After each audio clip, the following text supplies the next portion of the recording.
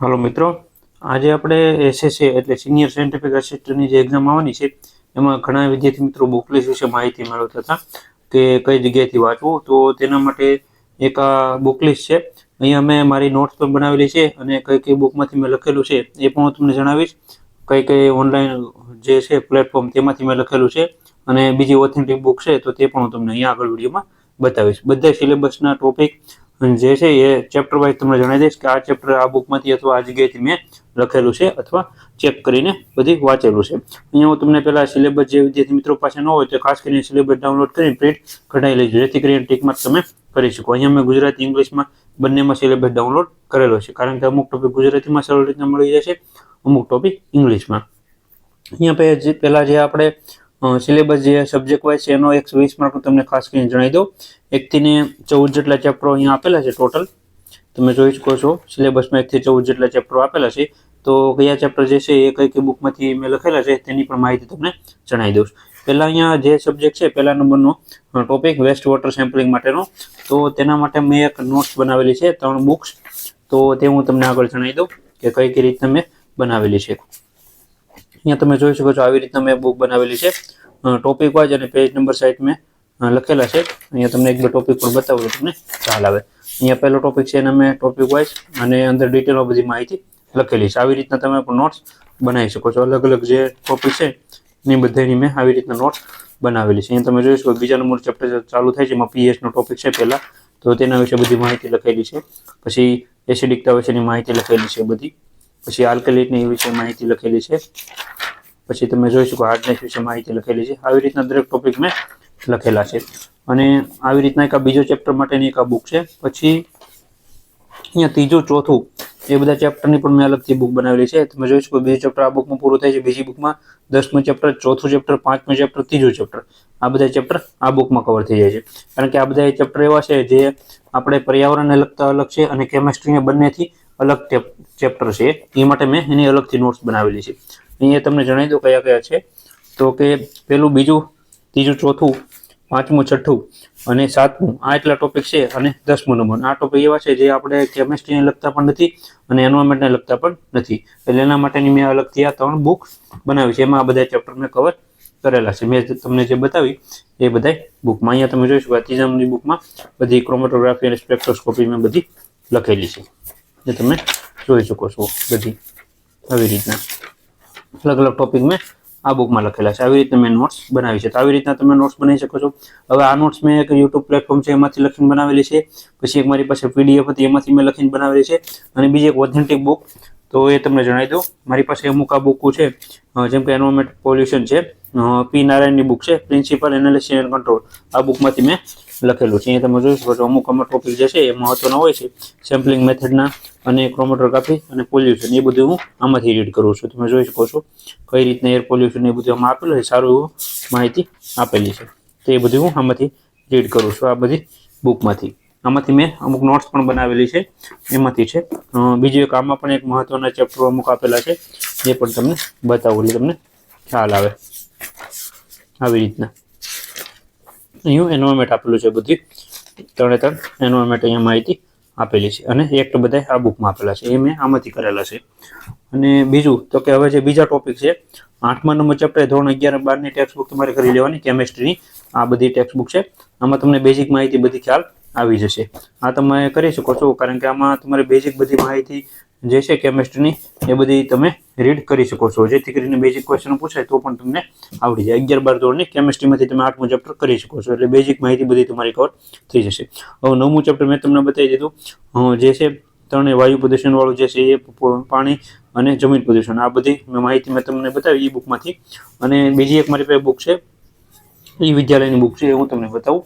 આ જૂની બુક છે, પણ હવે આ બુક કદાચ નથી મળતી, તો નવી કોઈ પણ અપડેટ બુક હોય પર્યાવરણની, એન્વાયરમેન્ટની, તો આપણી ચેનલમાં મૂકેલું છે, તો ત્યાં જઈને તમે પરચેસ કરી શકો છો. એમાં પણ સારા બધા ટોપિક કવર થઈ જાય છે. આ બુક જે મારી પાસે હતી, જે હું આરએફઓ માટે તૈયારી કરતો ત્યારે આ બુક હતી, તો એમાં મેં અહીંયા પોલ્યુશન કરી બીજું ચેપ્ટર આપેલું છે. આખો ચેપ્ટર જે છે એ બધા ટોપિક મારા આમાં કવર થઈ જાય છે. તમે જોઈ શકો છો 3 પોલ્યુશન અહીંયા આપેલા છે, વાયુ, જળ અને જમીન. બીજા પણ અલગથી આપેલા છે. પછી ઘન કચરો આપેલા છે. પછી જૈવ વિવિધતામાં પણ અમુક ચેપ્ટરો જે છે મહત્વના એક હોય છે, જે બધા એ મહત્વના હોય છે. પછી અહીંયા તમે જળવાયુ પરિવર્તન આખું ચેપ્ટર કરવું પડશે, ઓઝોન વાળું, અને બધા એક્ટ પણ અહીંયા સારા એવા બધા આપેલા છે, સંમેલનો બધું અહીંયા સારું એવું કવર કરેલું છે આ બુકમાં. તમે જોશો એનજીટી આખું આવેલું છે, પછી પર્યાવરણ વિશે માહિતી આપેલી છે, અને બધા સસ્ટેનેબલ ડેવલપમેન્ટ ગોલ પણ અહીંયા આપેલા છે.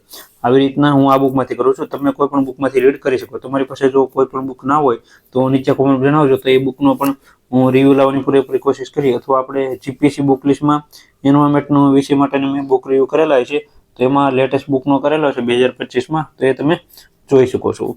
આવી રીતની આ માહિતી હતી. એટલે 12મા નંબરનું ચેપ્ટર, 13મા અને 14મા નંબરનું ચેપ્ટર કરંટ અફેરમાંથી કરવાનું છે. મેં વિઝન આઈએસમાંથી એન્વાયરમેન્ટના ટોપિકમાંથીની બુક બનાવેલી છે, એમાં મેં લખેલું હતું. પણ તમારે ગુજરાતી કોઈ પણ પ્રકારની બુક હોય, જેમ કે અહીંયા હું આ પણ વાંચું છું વર્લ્ડ ઇન બુક, તો આમાંથી એન્વાયરમેન્ટના ટોપિક હોય એ તમારે રીડ કરી લેવા છેલ્લા 6 મહિનાના. અને યુવાની અથવા લિબર્ટરી જે તમે તૈયારી કરતા હો કરંટ અફેર માટે, એ તમારે ખાસ એક બુક કરી લેવી, કારણ કે આમાં 10 માર્કનું કરંટ અફેર પણ પૂછાશે અને એન્વાયરમેન્ટનું પણ પૂછાશે.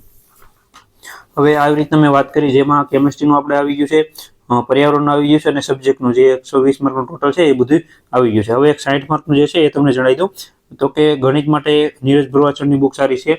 પછી RS અગ્રવાલની સરની એક બુક આવે છે, એ પણ સારી છે, એ પણ તમે લઈ શકો છો. અને યુવાની એમના લેટેસ્ટ બુક આવી છે, એનો પણ આપણે રિવ્યૂ કરેલો છે, તો તમે ક્લાસ 3 બુક લિસ્ટ અથવા જીપીએસસી બુક લિસ્ટમાં જઈને તમે જોઈ શકો છો. એ ત્રણમાંથી તમે કોઈ પણ બુક લઈ શકો છો. એ બંને તમારું કવર થઈ જશે, મેથ અને રીઝનિંગ 30 માર્કનું બંને.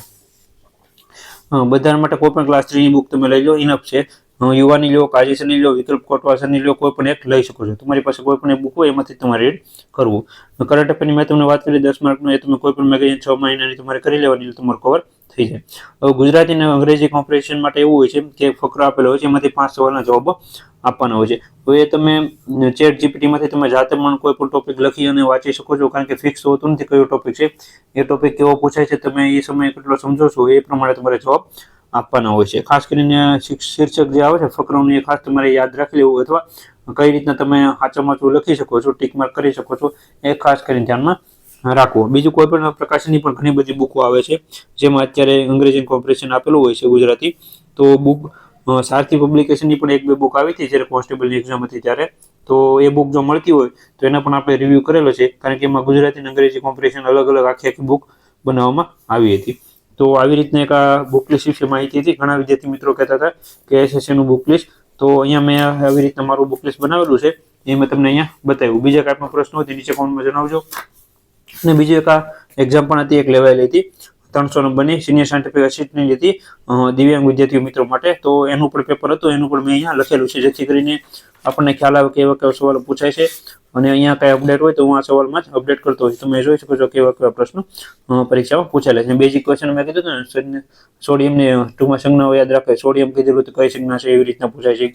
જીપીસીબી વિશે માહિતી હોય છે, પછી સ્પેક્ટ્રોસ્કોપી વિશે માહિતી હોય છે. અહીંયા આવી રીતના હતી, આ બધા સવાલો અહીંયા પૂછાયેલા છે.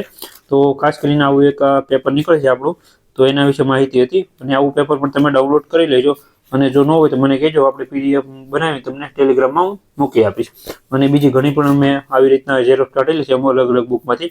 અહીંયા જે પોલ્યુશન ઘણા પરીક્ષામાં પૂછાવાના છે, બેઝિક માહિતી, તો આવી રીતના તમે પણ પીડીએફ કોઈ પણ બુકની કાઢી અને વાંચી શકો છો, તમને ખ્યાલ આવે. આવી રીતના છે એક આ બધી માહિતી. તો આવી રીતના અલગ અલગ જગ્યાએથી તમારે ભેગું કરવું પડશે, કારણ કે આ એક્ઝામ એવી છે કે આમનું પરફેક્ટ કોઈ બુક અથવા એવું કંઈ નથી હોતું. તમારે યુટ્યુબમાંથી અથવા ચેટ જીપીટીમાંથી અથવા ગૂગલમાંથી સર્ચ કરી તમારે નોટ્સ આવી મારી રીતના મેં આ બનાવી છે, આવી રીતના તમે બનાવશો તમારે વધારે બેનિફિટ થશે. અહીં તમે જોઈ શકો છો. અને મેં આ બુક બનાવી, એક પણ ટોપિક, જેમ કે ઉદાહરણ તરીકે તમને કહું બીઓડી, તો બીઓડીનો ટોપિક મેં 3 જગ્યાએથી લખેલો છે, ગૂગલમાંથી સર્ચ કરીને પણ, ચેટ જીપીટીમાંથી, અને સાથે સાથે એક મારી પાસે યુટ્યુબ ચેનલ જે અવેલેબલ છે આપણે, તમે સર્ચ કરશો એટલે યુટ્યુબમાં મળી જશે.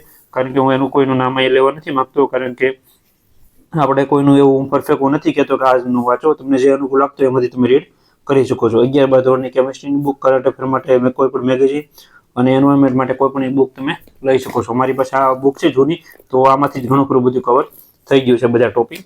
તો આવી રીતના એક બુક લિસ્ટ હતું આપણે એસએસસી માટેનું. અને બીજા કયા વિષય માટેનું બુક લિસ્ટ તમારે જોતું છે તો ખાસ કરીને જણાવજો. પરીક્ષા પદ્ધતિ થોડીક ચેન્જ થઈ છે, પણ આમાં જે છે એની પરીક્ષા પદ્ધતિ હશે 150 માર્ક અને 60 માર્કની.